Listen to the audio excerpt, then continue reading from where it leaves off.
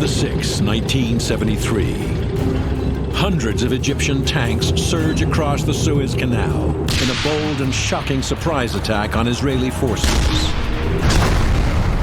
The desert is moving like earthquake. Determined to avenge their humiliating defeat in the Six-Day War of 1967, Egypt strikes deep into the Sinai Desert. What has been taken by force has to take it back by force. The Israelis, caught off guard and outnumbered almost 5 to 1, find themselves in a desperate fight for survival. They're facing a very different Egyptian army. This time, they're in for a very rude awakening. Two mighty tank forces clash in an epic 18-day battle. A battle that will determine the fate of the entire Middle East. There is no retreat. We have only one alternative: victory.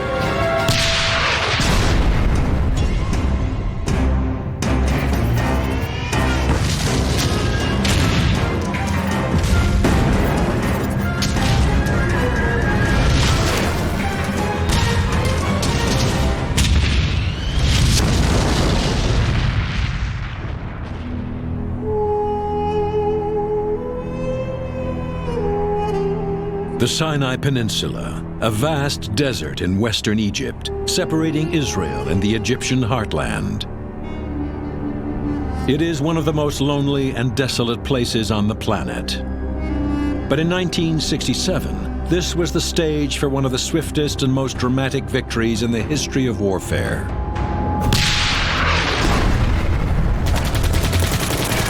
June 5th, 1967. Israel launches a preemptive strike against Egyptian forces massing along its border and catches them completely off guard.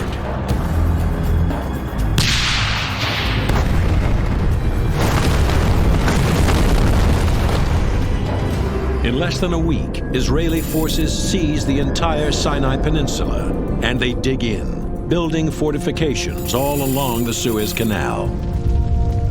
For the Egyptians, it is a humiliating blow. Someone came to my house, take half of it. Can you live with someone in your house, bother you every day and tell you what you're gonna do about it? And this is the day when we decide to do something about it.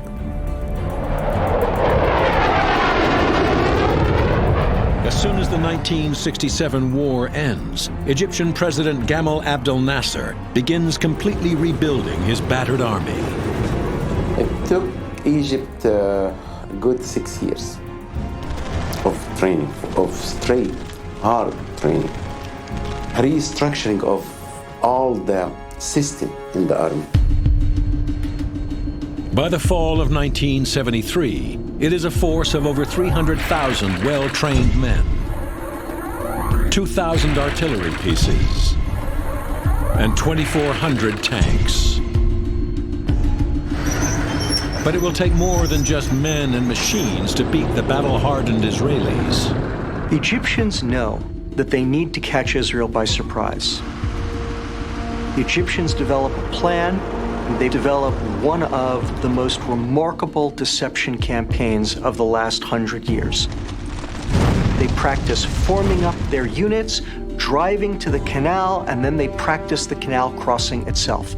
And they do it over and over and over again.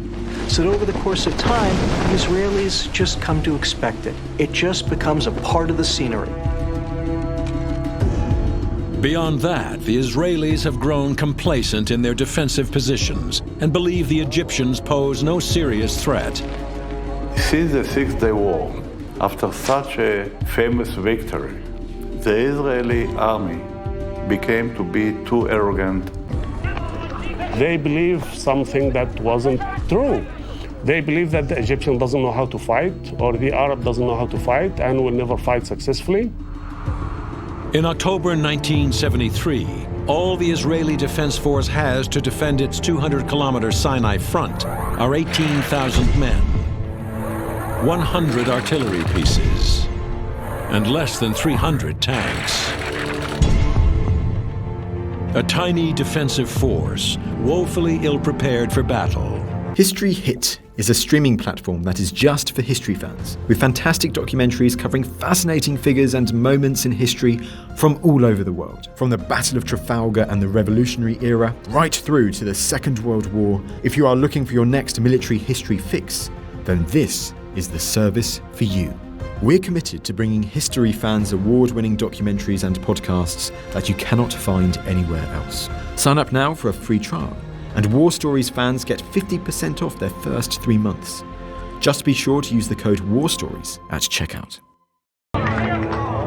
And on October 6, 1973, Egypt and their Syrian allies launch an immense two-front offensive against Israel. In the opening hours of the attack, Israeli forces are quickly routed.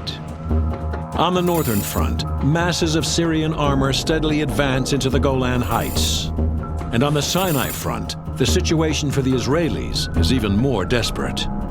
My brigade was the only brigade along the Suez Canal responsible for a front of 200 kilometers.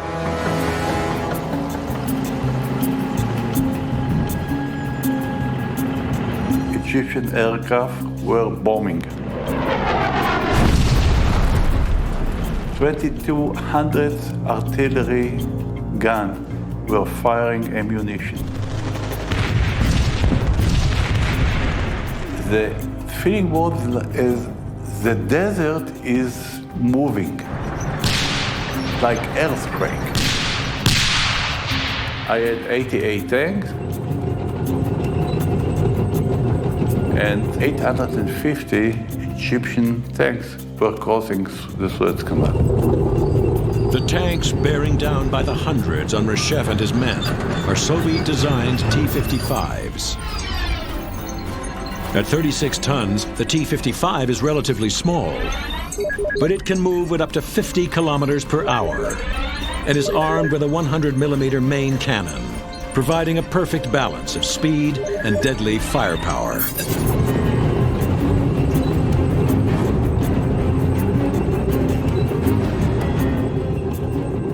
Immediately, we had our first casualties over there. We tried to avoid them from crossing, but the ratio between their forces and our forces are unthinkable.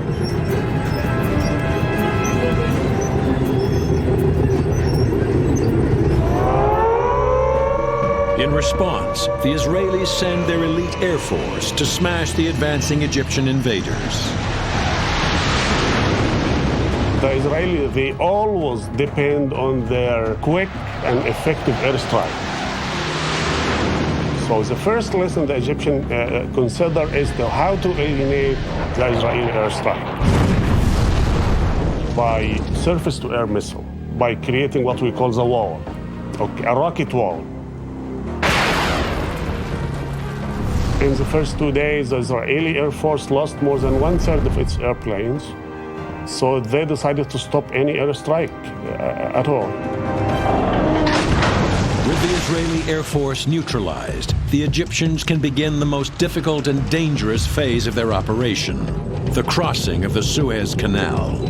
The minute you just see the canal, you can just have tears, because it was just a great feeling that you get this piece of land back. The Egyptian crossing of Suez is an absolutely brilliant military operation. They have figured out every aspect of the canal crossing. They know that the Israelis are reliant on these huge sand barriers to try to keep the Egyptians away, and they develop high-powered water hoses that allow them to effectively just spray holes using water to erode the sand and cut passages through these Israeli sand berms.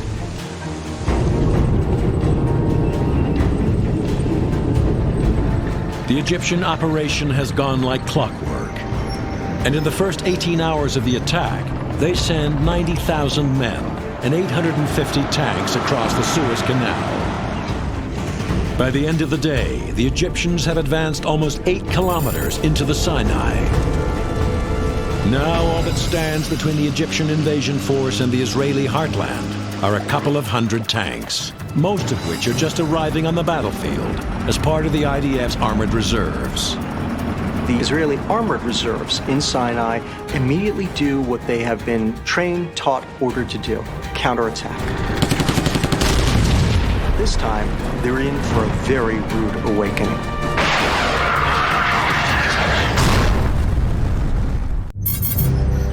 October 6, 1973. After a massive artillery barrage and wave after wave of airstrikes, hundreds of Egyptian tanks surge across the Suez Canal and storm into the Israeli-occupied Sinai Desert.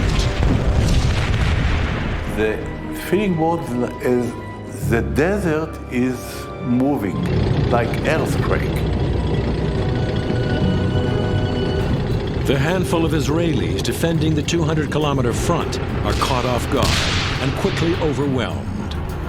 And by the end of the day, the Egyptians have advanced 8 kilometers into the Sinai. Desperate to staunch the Egyptian invasion, Israel calls up its armored reserves, and by October 8th, they are ready to strike back. The Israeli armored reserves in Sinai immediately do what they have been trained, taught, ordered to do: counterattack. The Israeli plan calls for the lead elements of their reserve forces, 100 tanks strong, to attack straight into Egyptian positions, break up their formations, and force them back across the canal. Leading the 217th Reserve Armored Brigade against Egyptian positions near the Ferdan Bridge is Colonel Natki Nir. The next day, on the 8th, I received an order to move southward and to attack.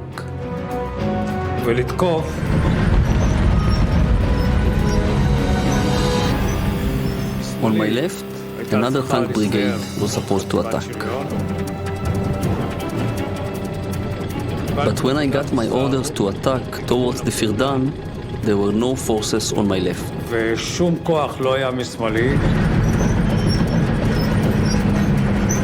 When we approached to about 600 meters from the direction of the canal, we encountered an inferno of shelling.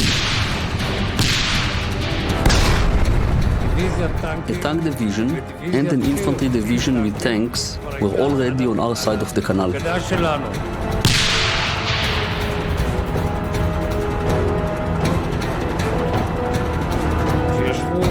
They sat on our sand ramparts, on our side of the canal, and hunted us.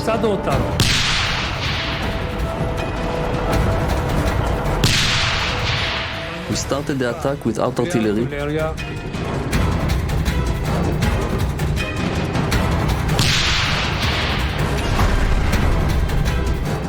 Without air support, and the whole attack depended on tanks.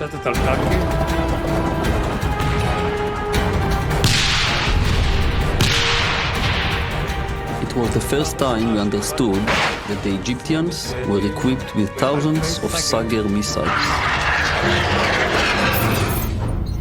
The AT-3 Sager is a Soviet-designed portable anti-tank guided missile. Fitted with a 2.6-kilogram warhead, the Sager can penetrate 200 millimeters of armor at ranges up to 3 kilometers. But its most deadly feature is a wire guidance system, which allows the operator to steer the missile all the way to the target. The operator has an optical sight, and he concentrates on the target, fires the missile, and using a joystick, literally direct the missile onto the target at distance. It's effective, and it allows Egyptian Sager operators to fire volleys of missiles with a fairly good hit rate, so that the small numbers of Israeli tanks that are charging at them wind up suffering heavy casualties, much heavier than they had ever expected. My battalion faced mainly Sager missiles.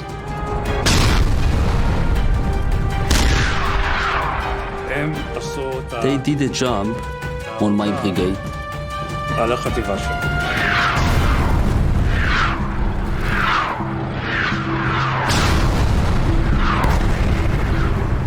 gave an order to retreat. This is the only time in my life that I gave such an order.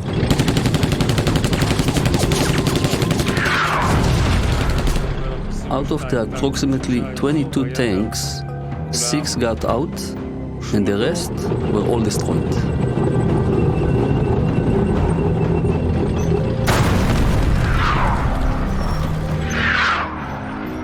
This was a different army. This was not the same army I fought against in the 6-day war.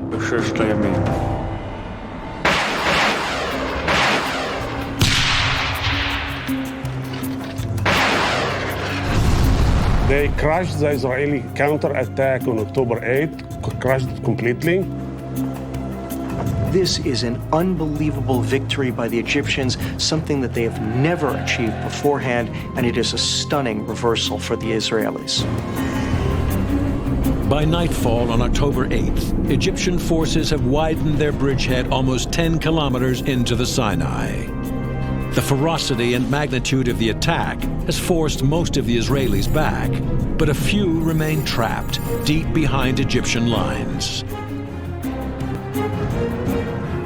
We came to the conclusion that we have to try to evacuate the people from this position on the Suez Canal.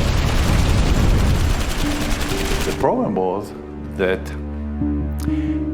between this position and us, there were 5 reinforced infantry division with about 1,500 tanks.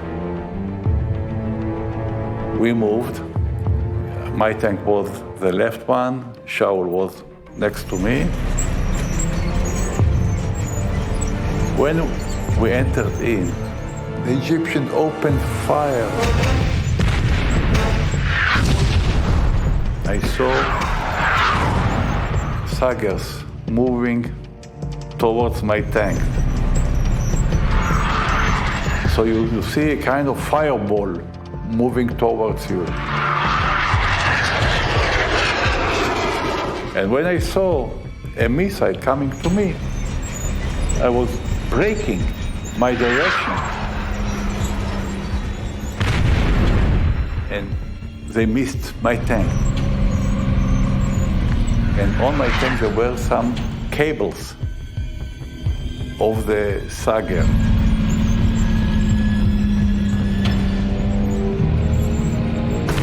After 2-3 minutes, I saw a group of 30 people on one of the dunes. And when I came to the range of 100 meters or so, I realized that they were Egyptian. And then I had my own personal fight, because it was either them or me.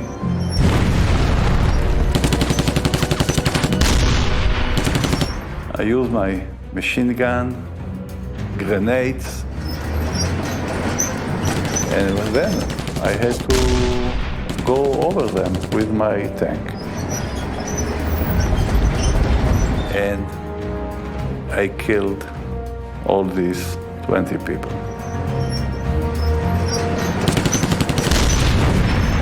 Then I realized that I was by myself. I took my binocular, watching, and I saw a monster moving. A gun and something undefined. And then I realized that there were soldiers on a tank. Shaul took all the 33 of them on his tank and moved out. With their frontline soldiers rescued, the Israelis fall back to defensive positions near the strategically important passes through the Sinai Mountains. From the 9th, a new phase begins, in which we are on the defensive, without any offensive intentions. Not to seek contact, but to rebuild our force. As the Israelis pause to regroup, the Egyptians prepare for an enormous armored offensive, one they hope will drive their enemy out of the Sinai for good.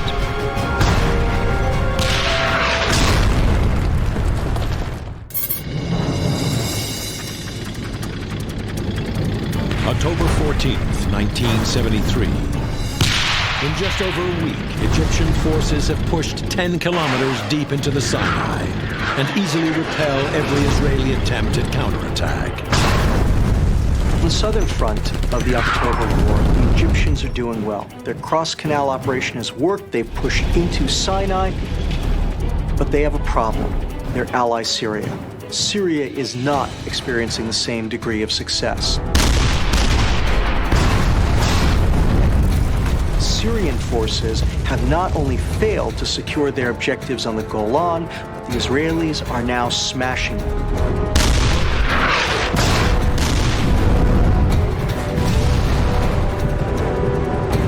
Hoping to draw Israeli forces away from their Syrian allies, the Egyptians launch a massive armored offensive in the Sinai.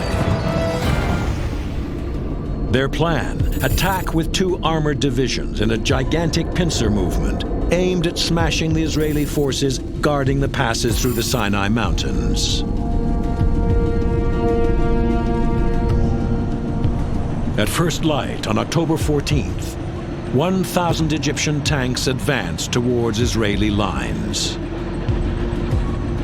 When the Egyptians renew their offensive on October 14th, the attack that they launch is the absolute antithesis of the attacks that they had launched on October 6th, 7th, 8th, 9th. This time around, they don't have that same plan. The Egyptians simply lumber forward in the kind of clumsy frontal assaults that they had been famous for in '67. And this time around, the Israelis are waiting.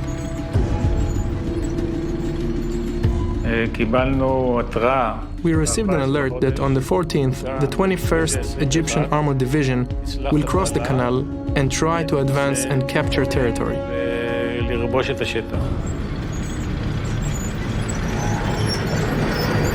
Very early in the morning, we were under a terrible artillery fire. When the smoke cleared, the first tanks of the brigade that were opposite us were already upon us. First of all, we knew they were coming. We waited for them. I saw hundreds of tanks moving forward. Tsunami. A huge wave moving towards you, and I said, oh God, how can I stop them?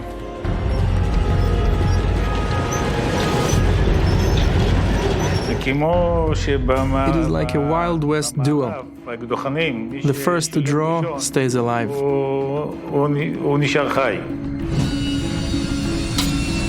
They moved into fire position.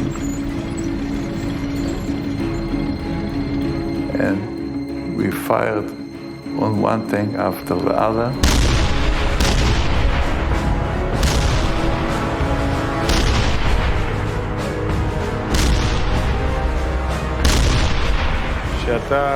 Every tank was behind camouflage on a hill, and only the guns were sticking out.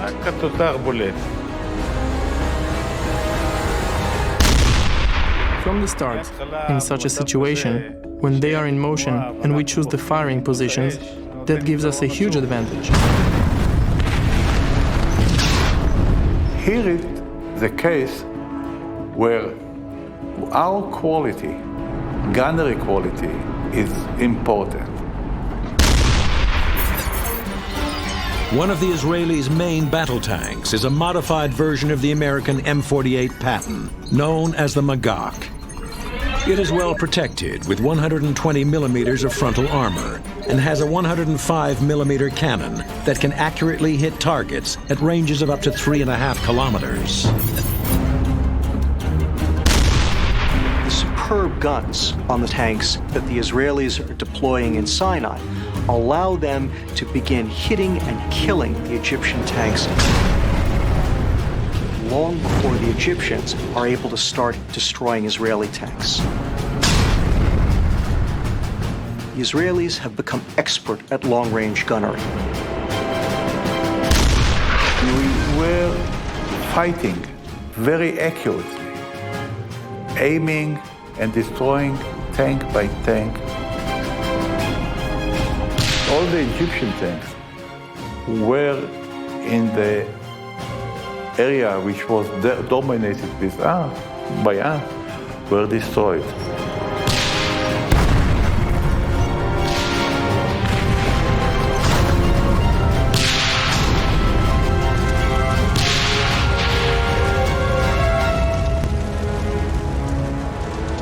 Within simply a matter of hours, the entire Egyptian attack has been completely unhinged. And they lost in this one day around 250 tanks. We felt the first time that we can make it. For the Egyptians, the promise of victory now gives way to the reality of defeat, and Sadat orders his battered armored divisions to fall back to defensive positions. But these positions are vulnerable. When originally formed, the Egyptians left a dangerous gap between their Second Army and the Great Bitter Lake. Israel is now ready to grab the initiative and go back on the offensive. And they use this piece of information, this gap, this seam, to plan their counteroffensive. The Israeli plan is to get to the canal, cross over it, to get behind the Egyptian formations, and to be able to tear them up from the inside out.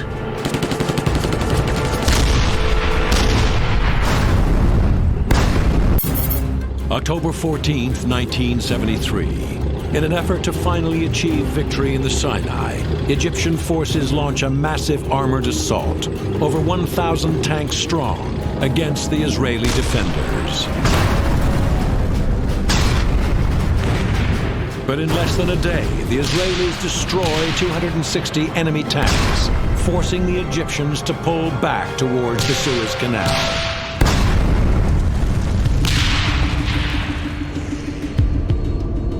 But the Egyptians have left a gap in their lines, giving the Israelis an opening to advance to the canal. The Israeli plan is get to the canal, cross over it, to get behind the Egyptian formations, and to be able to tear them up from the inside out. Before the Israelis can cross the canal, they must secure their flank against the Egyptian Second Army, positioned a few kilometers north in a small agricultural area called the Chinese Farm. We didn't know exactly where the enemy positions were located.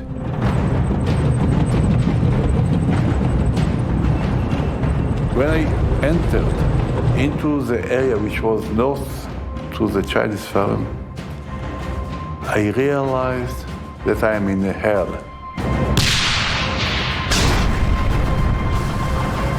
The Israelis perhaps have bit off more than they could chew, because they're in the midst of not only a heavily reinforced Egyptian infantry division, they're also in the middle of an Egyptian armored division.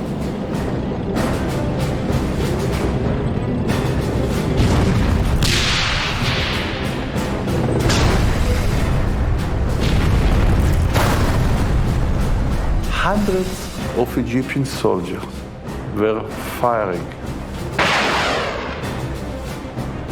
There were tanks, anti-tank gun, a lot of action. I was fighting against two divisions.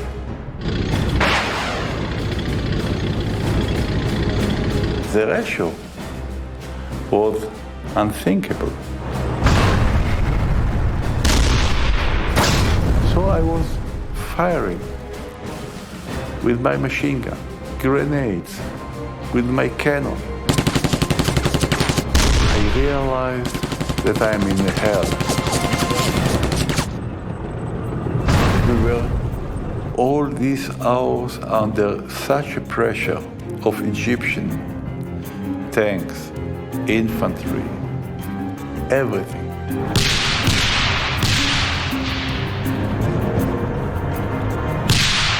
We could see a wave of tanks trying to recapture the positions that we already captured.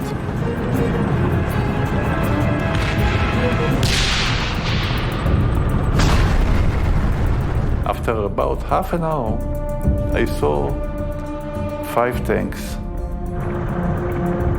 in the range of 50 meters. When they came to the range of 30 meters, I realized that they are Egyptian tanks.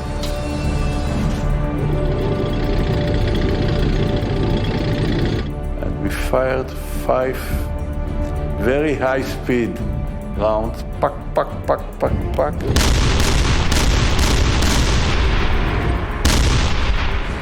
We destroyed all the 5 tanks.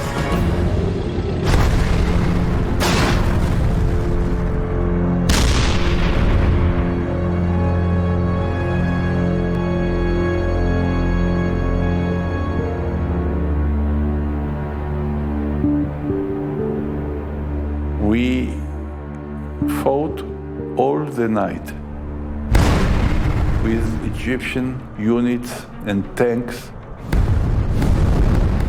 The range between the Egyptian tanks and my tank was sometimes half a meter, meter. Fire, darkness, blood.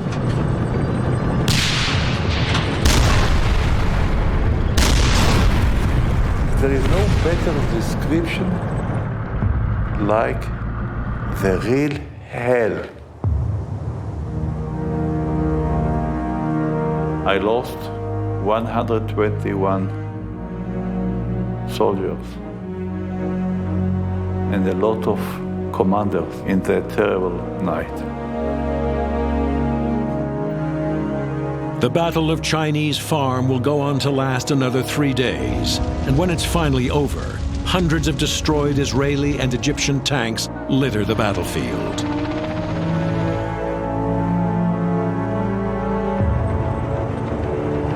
The heavy price paid by the Israelis clears the way for a task force to advance to the canal. And they immediately begin work on building a bridge. But the Egyptians quickly react. The Egyptians finally found the bridgehead, and that's when the inferno began.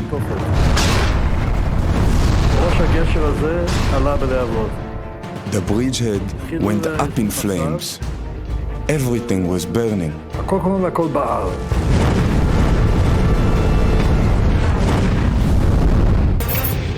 It has been 11 days since Egypt launched a massive offensive into the Israeli-occupied Sinai.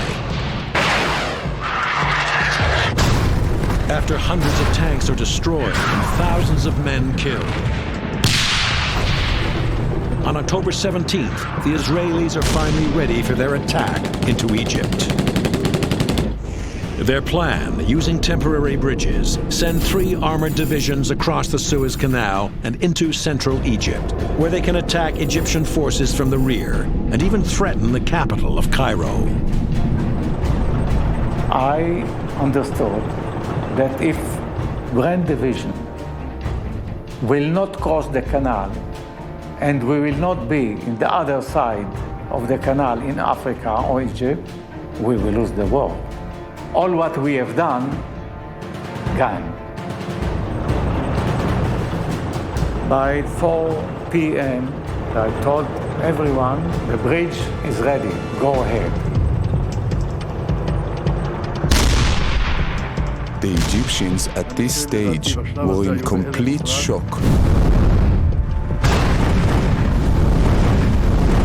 And the Egyptians started to understand it was a raid. The Egyptians finally found the bridgehead, and that's when the inferno began. Hell started and the devil started to walk.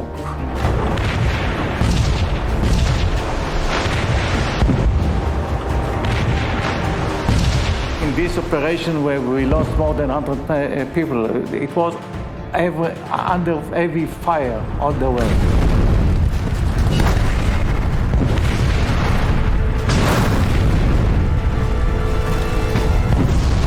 The bridgehead went up in flames.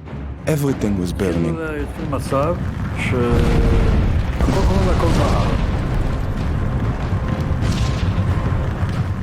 From the heavy shelling, people were buried alive.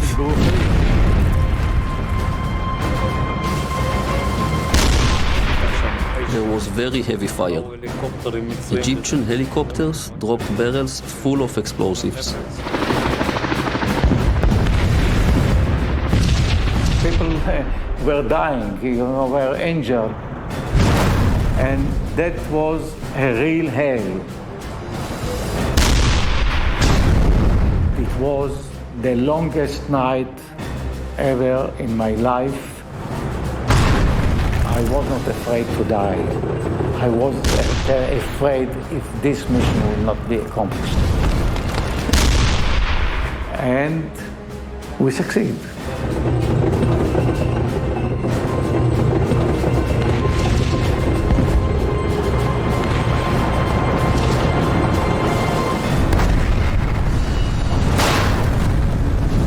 Egyptian response to Israeli tanks on the western banks of the canal is both immediate and lethal.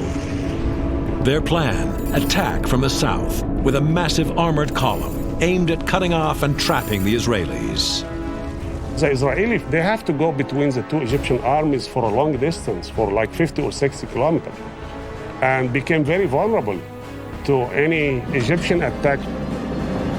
For the attack, the Egyptians send their elite 25th Armored Brigade, 100 of their most modern Soviet-designed tanks, straight into the vulnerable rear of the Israeli bridgehead.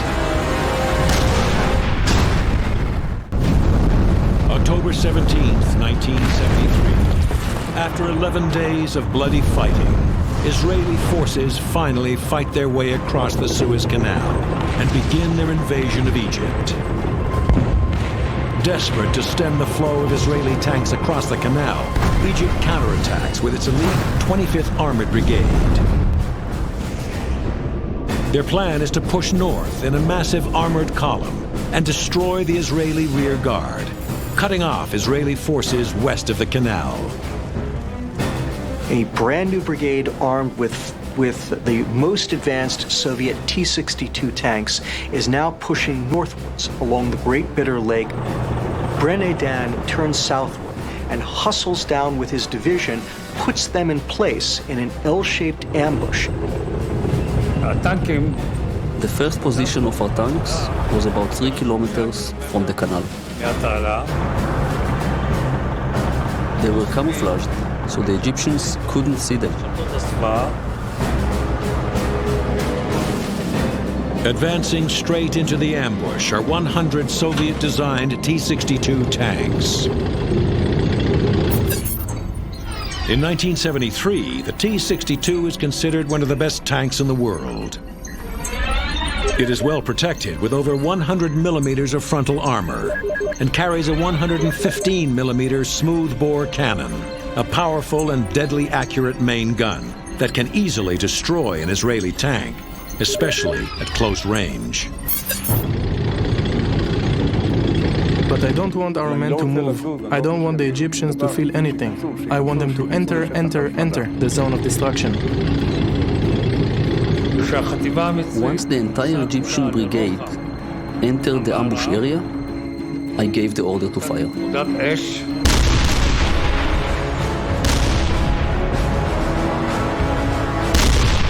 Natke set their tanks on fire, one after the other.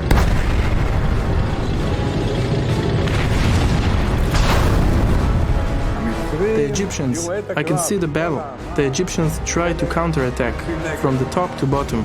They didn't have a chance. They tried to fire several shots, but listen, the ambush was lethal.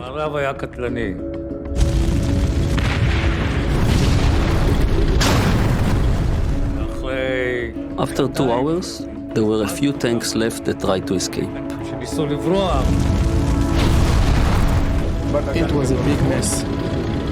Some of them drove back towards the Bitter Lake and they ran into a minefield.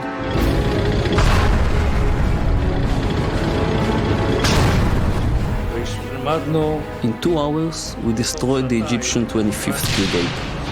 Almost all of it.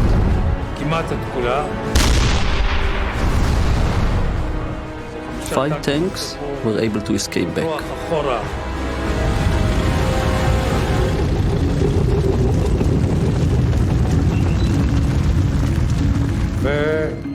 After we finished this ambush, I told my division commander to erase the Egyptian 25th Brigade from the enemy territory.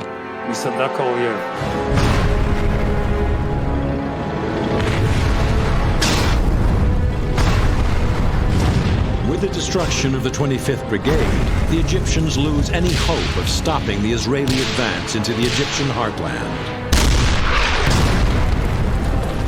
By the next morning, the Israelis had elements of 2 armored divisions, almost 200 tanks, west of the Suez Canal. By October 24th, the Israelis have advanced to within 100 kilometers of Cairo and have encircled the 3rd Egyptian Army.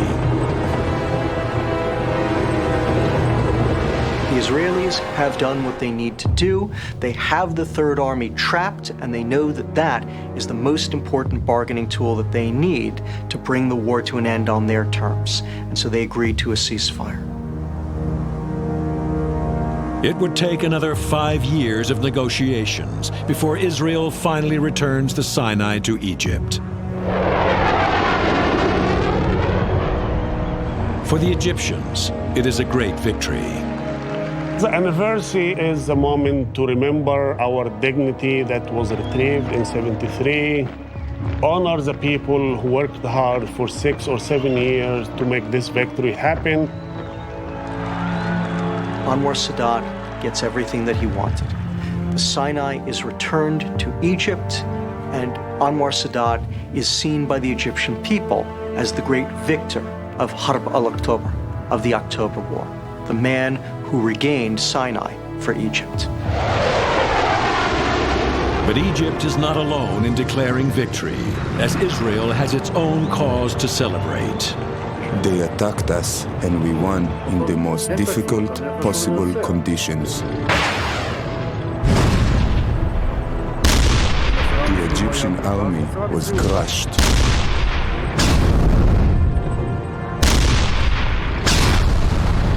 The fight that Israel underwent in 1973 is a great victory for Israel, but it is a traumatic experience.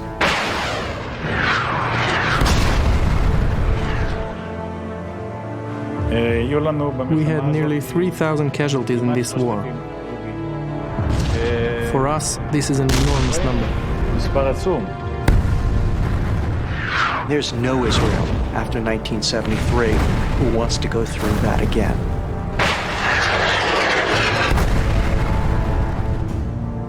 And that convinces Israel, too, that the best answer to their situation with Egypt is to simply make peace.